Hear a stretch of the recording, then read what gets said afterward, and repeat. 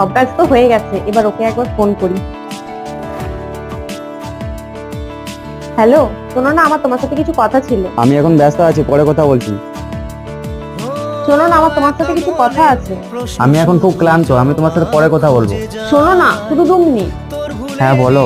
তোমার মনে আছে বিয়ের আগে আমরা সারাদিন রাত কথা বলতাম, তবুও আমাদের কাছে কম মনে হতো। আর বিয়ের পর তোমার কাছে 10 মিনিট সময় নেই আমার সাথে কথা বলার জন্য। তুমি এতই কাজে ব্যস্ত যে আমার প্রতি তোমার কোনো খেয়ালই নেই। তুমি জানো, যখন আমি বিয়ে হয়ে প্রথমে বাড়িতে এসেছিলাম, তখন এই পরিবার সম্বন্ধে আমি কিছু জানতাম না, তাও আমি সবকিছু সহ্য করে নিয়েছি।